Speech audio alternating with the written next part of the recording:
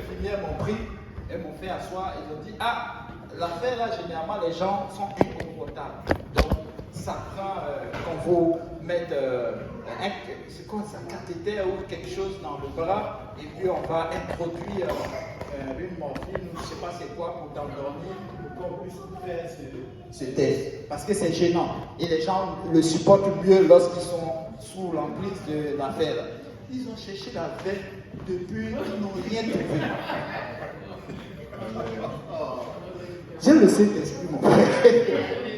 Ils ont cherché.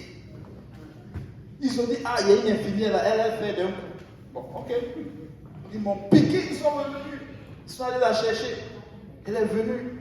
Elle a commencé à toucher, attacher mon bras. Fais ceci. Moi, j'étais couché là, je les regardais.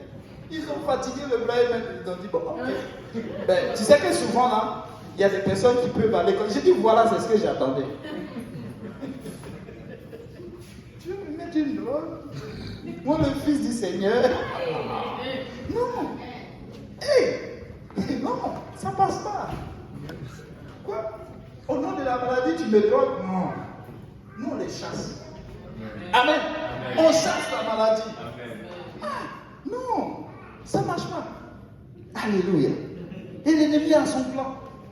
Tout est débat, j'entendais qu'il y a une qui allait chercher une contraception et bon, ben, je ne sais pas, plus le lendemain, et le pharmacien a dit, moi je ne te donne pas. Moi, selon mes convictions religieuses, je ne peux pas te vendre cette affaire. Et elle se plaint. Elle va voir le journaliste, et le journaliste veut qu'on aille contre, en fait, il veut soulever un gros débat pour qu'on aille contre la charte canadienne, pour qu'on puisse, n'est-ce pas, remettre en cause ce droit de liberté-là des pharmaciens. C'est incroyable. Quand tu vois ces choses-là, ce n'est pas la peine de te mettre dans un débat. Il y a quelque chose que Dieu a déjà planifié pour ça, pour ce monde-là. C'est pourquoi notre marche, elle doit être rapide. Notre marche, elle doit être lente. Mais notre marche doit pointer vers quelque chose. Amen. Nous ne sommes pas là pour regarder les détails. Dans le désert, il y avait les scorpions. Dans le désert, il y avait plein de choses. Il y a manteau, il y a toutes ces choses. Mais n'empêche que Dieu avait donné une destination. Amen. Et il y avait un seul qui avait la révélation, n'est-ce pas, de cette destination. Chaque jour, il allait consulter l'Éternel et Dieu lui disait, passe ici, rentre ici, ressors là. N'est-ce pas, cette ville est grande? Amen. Amen. N'est-ce pas, cette ville est grande? N'est-ce pas qu'il y a beaucoup de personnes? N'est-ce pas qu'il y a des chrétiens? N'est-ce pas qu'il y a des églises? Mais je vous dis, Dieu ne m'a pas envoyé dans n'importe quelle église. Dieu m'a dit que j'ai un pasteur. Quand il a envoyé Abraham, il dit, va au pays de Morisha, sur l'une des montagnes que je vais te montrer. Donc le sacrifice devait être fait sur l'une des montagnes.